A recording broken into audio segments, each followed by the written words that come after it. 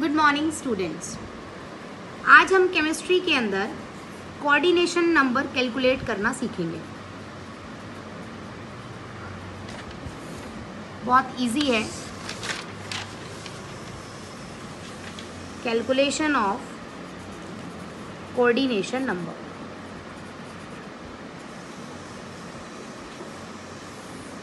तो coordination number calculate करते वक्त आपको इमेजिन करना है कि आपके पास एक क्रिस्टल लैटिस है। दैट मीन्स सिर्फ 8 यूनिट सेल है, जिसमें आपने 4 यूनिट सेल रख रखे हैं नीचे बेटे इस तरह से, और 4 यूनिट सेल उसके ऊपर रख रखे हैं इस तरह से। मतलब ये इसी के ऊपर है बेटे, ठीक है। नीचे वाली लेयर में ये 4 हैं, ऊपर वाली लेयर में ये 4 हैं, और आपको इमेजिन करना है आप इस कमरे में हैं। तो मैं कह सकती हूँ कि मैं बना के दिखाती हूँ आपको थोड़ा दूसरे कलर से।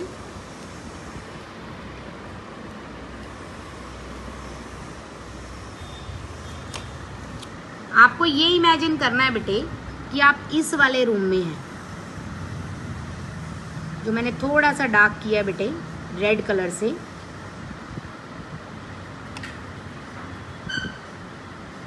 आप इस क्यूब के अंदर हैं, ठीक है। इस क्यूब के अंदर होते हुए आपको हर एटम के कंट्रीब्यूशन पे फोकस करना है। तो इस क्यूब की बात कर रही हूं मैं, इसी क्यूब को मैं यहां पर बना रही हूं। बहुत ध्यान से देखेंगे बेटे। आपको ये पता है कि आपकी अपनी सिचुएशन कहां पर है।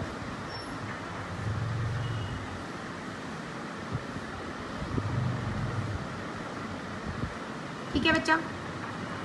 तो मैं अगर कॉर्नर वाले एटम ले लेती हूँ, मैं पहले सारे कॉर्नर वाले ले रही हूँ बेटे, ठीक है।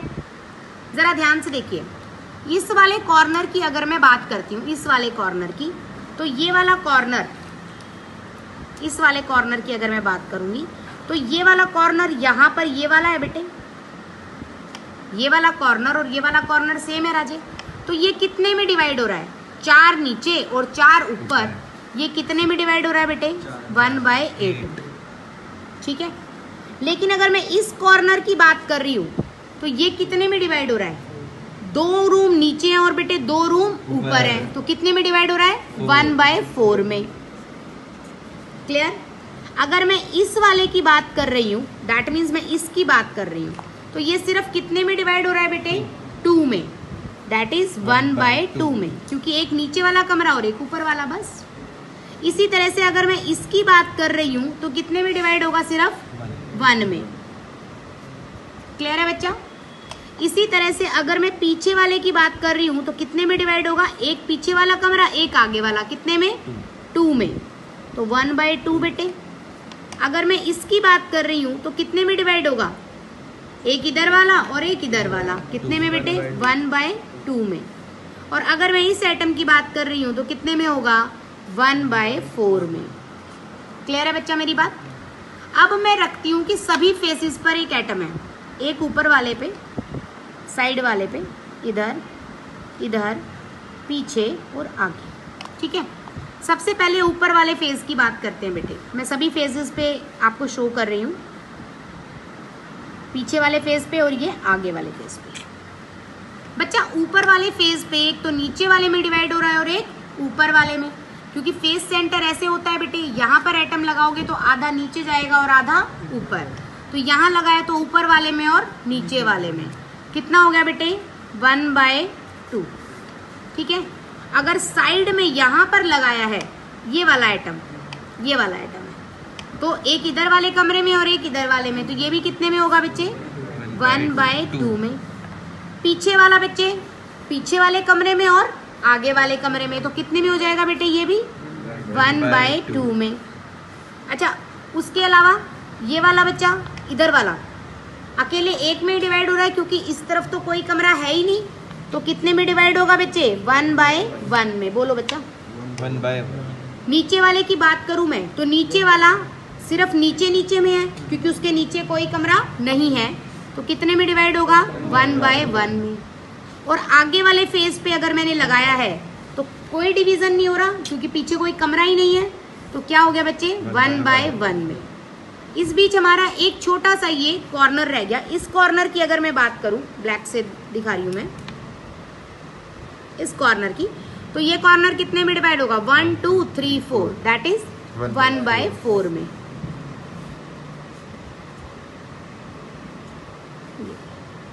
समझ आई बात बेटे? अगर मैं इस रूम के बिल्कुल बीचों बीच एक बॉडी सेंटर रख देती हूँ तो वो बॉडी सेंटर कितने में डिवाइड होगा? 1/1।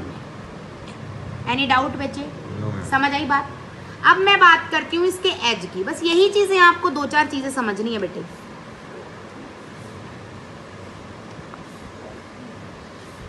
कमरा वही सेम है बेटे जिसके अंदर आप ऑलरेडी कैलकुलेशन कर रहे हैं। अब मैं एज की बात कर रही हूँ बेटे। अगर मैंने इस वाले एज पे रख दिया तो बोलो 2 कमरे नीचे हैं और 2 ऊपर, कितने में डिवाइड हो जाएगा? 1/4 में। लेकिन मैंने अगर इस एज पे रख दिया तो एक नीचे और एक ऊपर, कितने पे होएगा? 1/2 में। अगर मैंने नीचे वाले एज पे रख दिया तो सिर्फ अकेले कमरे में बेटे, इस तरफ कोई कमरा नहीं है, तो 1/1 में।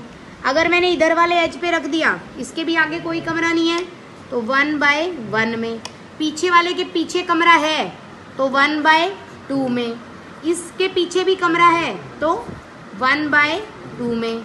इसके आगे कोई कमरा नहीं है तो 1/1 में। और इसके बोलो बेटे, सॉरी कॉर्नर है ये, तो यहाँ पर इसके साइड में कमरा है तो 1/2 में। इसके भी साइड में कमरा है, दीवार लग रही है तो 1/2 में। इसके बच्चा साइड में भी है, पीछे भी है और उधर भी है, तो कितने हो जाएंगे? 1/4 में। बात समझ आई बेटे जी?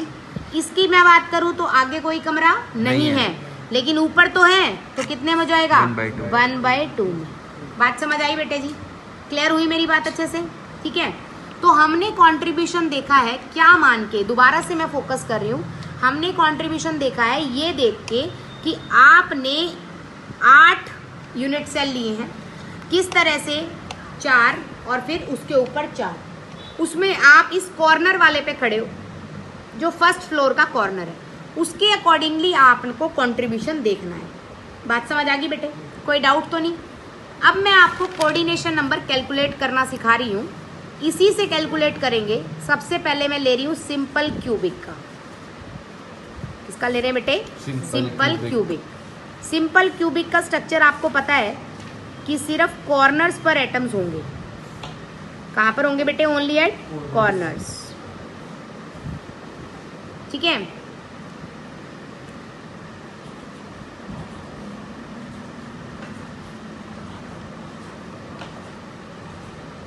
अब कल वाले लेक्चर में हमने थोड़ा सा पढ़ा था, थोड़ा सा और देखते हैं। हमें इस एटम के थ्रू कोऑर्डिनेशन नंबर हमेशा निकालना होता है, कोई और एटम नहीं लेते, हम चूज इसी को करते हैं, इसके पर्टिकुलर के अकॉर्डिंगली निकालना है। तो यहाँ से यहाँ तक डिस्टेंस कितना है बेटे? ए। यहाँ से यहाँ तक डिस्टेंस कितना है? ए। यहाँ से नीचे तक डिस्टेंस कितना है? ए। ठीक है। अब यहाँ से यहाँ तक डिस्टेंस कितना है बेटे? तो आप ध्यान देखेंगे, हाँ जी, इधर से ये लेंगे बेटे और ये लेंगे ट्रायंगल, है ना? तो मैं नाम दे रही हूँ बेटे ABC। इन ट्रायंगल ABC क्या होगा बच्चा? AB का स्क्वायर प्लस BC का square is equal to AC का स्क्वायर। ठीक है। AB कितना है बेटे? A है, A स्क्वायर प्लस BC भी क्या है? A है, A square is equal to AC का square. 2A square is equal to AC का square. AC is equal to √2A। Clear होगी बच्चा मेरी बात? अब बच्चा यहाँ से यहाँ तक अगर मैं फेस डायगोनल बनाऊंगी तो वो भी बच्चा A और A, तो कितना आएगा? √2A। क्लियर? और यहाँ से अगर मैं पीछे वाले के थ्रू फेस डायगोनल बनाऊंगी तो भी कितना आएगा? √2A। तो A डिस्टेंस पे आपको कितने एटम मिले? 3, है ना? और √2A पे भी आपको कितने मिले बेटे? 3। यहाँ तक समझ आ गई? अब मैं बात करती हूँ बच्चे इस बॉडी डायगोनल की। इस एटम से इस एटम के थ्रू आपको दिख रहा है ये बॉडी डायगोनल है बच्चे, पीछे वाले एटम से आगे वाले एटम के थ्रू आपको चलना है। तो इसके लिए ट्रायंगल देखिए आप कौन सा एज्यूम करेंगे। सबसे पहले मैंने बच्चा ये लिया, that is a side of a triangle, और मैंने ये लिया, ये क्या है बेटे, face centre, that is √2a। तो ए बी सी में वहां मार्क कर चुकी थी, डी और ई। तो यहां से हम देखेंगे बच्चा in triangle A D E, A D E, A D का स्क्वायर कितना होगा बच्चा, ए का स्क्वायर, मैं लिख देती हूँ ए डी का स्क्वायर प्लस क्या बोलेंगे बच्चे, डी ई का स्क्वायर। अक्षय ध्यान दो बेटे, ए ई का स्क्वायर, क्लियर। ए डी का स्क्वायर क्या है बच्चा, ए है, ए स्क्वायर। डी ई क्या है, फेस डायगोनल, तो √2a का whole square is equal to A E का square. A square plus 2a square is equal to A E का square. A E is equal to √3a। Clear है मेरी बात, ठीक है।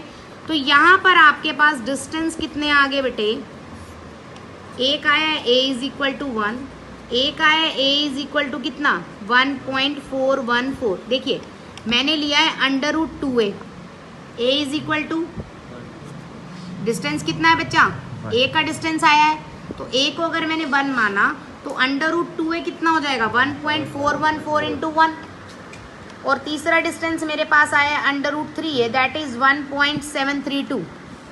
कोई डाउट है मेरी बात में, क्लियर। अब वही चीज देखनी है जो हमें ध्यान से देखना है, ठीक है। ए डिस्टेंस पे नंबर ऑफ एटम्स कितने हैं, 1 2 और 1 3। ए डिस्टेंस पे नंबर ऑफ एटम कितने हैं बेटे, 3। टोटल यूनिट सेल आपने कितने लिए हैं, 8। 1 में 3 है तो 8 में कितने होंगे, 8 × 3 मल्टीप्लाई, इनमें से किसी भी एक का कंट्रीब्यूशन ले लीजिए आप, सेम आएगा सभी के लिए। अगर आप इधर वाले का लेंगे तो एक, देखिए इधर वाला कोने का मतलब क्या है बेटे, इस कॉर्नर की बात हो रही है, तो कितने थे इसका कंट्रीब्यूशन 1/4। अगर मैं इसकी लूँ तो कितना है 1/4, और अगर मैं इसका लूँ तो कितना है, इसका भी 1/4। सेम आ रहा है कंट्रीब्यूशन, तो कंट्रीब्यूशन कितना है बच्चा 1/4। तो 4 2 = 8, कोऑर्डिनेशन नंबर कितना होगा 6। क्लियर होगी मेरी बात। अब कोऑर्डिनेशन नंबर बेटे आपसे नहीं पूछते हैं वो पेपर में, वो आपसे पूछेंगे next to the coordination number, कि पहली लेयर तो पता ही है, किताबों में लिखी हुई है कि कोऑर्डिनेशन नंबर 6 है, तो वो आपसे पूछेंगे next to the coordination number क्या है, कि कोऑर्डिनेशन नंबर से अगली लेयर क्या है। तो बेटा अगली लेयर कितने पे है 1.414 पे। अब गिनो कितने हैं बेटे 1.414 वाले, मैं ग्रीन से मार्क कर रही हूँ, √2a वाले हैं भाई। एक तो ये आ गया बच्चा, एक ये आ गया बेटे जी, और एक पीछे वाला आ गया। तो कितने हो गए बच्चा 3 मल्टीप्लाई, 1 में 3 है, यूनिट सेल कितने लिए हैं आपने 8 मल्टीप्लाई 8। इसका कंट्रीब्यूशन कितना है, एक ये वाला आइटम और एक पीछे वाला, तो कितना होगा 1/2। आप किसी का भी देखो, इसका देखोगे तो बेटे एक इसका और एक इससे ऊपर वाले का 1/2, इसका देखोगे तो एक इसका और एक इसके साथ वाले का 1/2। क्लियर हुई मेरी बात। जिस साइड वाले एटम को आप ले रहे हो उसी का कंट्रीब्यूशन देखना है। तो कितना हो गया बच्चा 2 4 = 8, दैट इज 12। तो next to the coordination number answer कितना आगा 12। इज इट क्लियर बच्चा। और अगर आपसे पूछे नेक्स्ट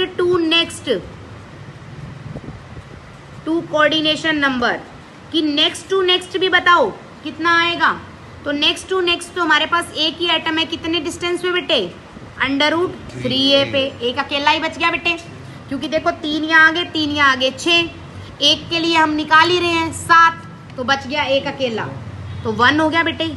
8 में कितने होंगे मल्टीप्लाई 8, कंट्रीब्यूशन इसका कितने का है अकेले का, क्योंकि ना तो इसके इस तरफ कोई कमरा है ना ही इसके इस तरफ, तो कितना हो गया इंटू 1। तो थर्ड लेयर कितने आइटम की होगी 8 की। तो इस तरह से आप तीनों लेवल तक कोऑर्डिनेशन नंबर कैलकुलेट कर सकते हैं। ठीक है, बहुत आसान है। हमने क्या किया है आज, मैंने आपको सिंपल क्यूबिक कराया है। सिर्फ क्या किया है हमने सबसे पहले सिंपल क्यूबिक को अरेंज किया है बेटे जी, और हमने उससे रिलेटेड सारे डिस्टेंस को मेजर किया है। डिस्टेंस को मेजर्स करके सभी एटम का टू द पर्टिकुलर 1 एटम, हमारे पास जो डिस्टेंस आया है वो आया है a, दैट इज 1। 1.414 और 1.732, ठीक है। अब मैंने 1 A इज इक्वल टू 1, मतलब डिस्टेंस इस एटम से A डिस्टेंस पे मेरे 3 एटम है, तो मैंने उसको 3 ले लिया बेटे। अब एक यूनिट सेल में 3 है, तो मैंने टोटल यूनिट सेल कितने लिए हैं, 8, तो मल्टीप्लाई में 8 बेटे। मल्टीप्लाई किसको लिया है बच्चा, इनमें से किसी को भी ले लो, जो एटम आप गिन रहे हो ना 1 2 3 4 नंबर में, उनको लेना है। तो मैंने इसको कॉर्नर वाला लिया था, तो इस एटम के पीछे भी है बेटे एटम, और इसके 2 ऊपर भी हैं, तो कितने में डिवाइड होगा, 1/4। तो मल्टीप्लाई मैंने किससे किया, 1/4 से। आंसर कितना आ गया बेटे, 6। तो कोऑर्डिनेशन नंबर 6 आ गया। उसके बाद मैंने उससे थोड़ी दूरी पे डिस्टेंस लिया √2a, दैट इज उससे थोड़ा सा ज्यादा डिस्टेंस हो गया। √2a पे भी मेरे ग्रीन से मैंने मार्क किया है, कितने एलिमेंट है बच्चे, 3। एक में 3 है, यूनिट सेल कितने लिया आपने, 8, तो 8 × 3 हो गए बेटे। मल्टीप्लाई में कंट्रीब्यूशन देखो, एक ही एटम है बेटे, इससे इधर कोई सेल नहीं है, इससे इधर कोई सेल नहीं है, इसके ऊपर है, तो 1/2 में डिवाइड होगा, तो इनटू में मैंने लिख दिया 1/2। कितना आ गया बेटे, नंबर 12। क्लियर है। इसी तरह से ये कितने पे है बेटे, √3a पे, तो 1 हो गया। मल्टीप्लाई कितने में होगा बच्चा, 8 में कितने होंगे, 8। मल्टीप्लाई बोलो, कंट्रीब्यूशन कितना है इसका अकेले का, 1, क्योंकि ये किसी में डिवाइड नहीं हो रहा। तो थर्ड लेयर में नंबर ऑफ एटम्स कितने होंगे, 8 होंगे। मैं फिर से रिपीट कर रही हूँ, आपको ज्यादा यूनिट सेल काउंट नहीं करने हैं, आपको ये लेके चलना है कि आपके पास टोटल सिर्फ 8 यूनिट सेल है बेटे, और आप उसके सबसे कॉर्नर वाले कमरे में प्रेजेंट हो। उसके अकॉर्डिंगली आपने कॉर्नर वाले के अकॉर्डिंगली, बिल्कुल बैक कॉर्नर जो बिल्कुल सेंटर में आता है, हमेशा कोऑर्डिनेशन नंबर उसके अकॉर्डिंगली काउंट होता है। तो उसके अकॉर्डिंगली आपको सभी एटम्स का कंट्रीब्यूशन चेक करना है जो इस फेज में एग्जिस्ट करता हो। मतलब ये मान के नहीं चलना है कि इसके इस तरफ भी होगा, इसके इस तरफ भी होगा, नहीं, जो है बस वही है। इसके पीछे क्यूब है बेटे, इसके दाएं क्यूब है और इसके ऊपर क्यूब है। क्लियर होगी बच्चा। उसी के अकॉर्डिंगली आपको कंट्रीब्यूशन लेके चलना है, और उसी कंट्रीब्यूशन के बेसिस पे you can calculate your coordination number next to the coordination number and next to the next coordination number. Is it clear बच्चा? इसके आगे अगर कोई भी डाउट होता है तो हम कल दोबारा इसी टॉपिक को डिस्कस करेंगे, बॉडी सेंटर में एंड फेस सेंटर में। तब तक stay tuned. Okay, bye bye.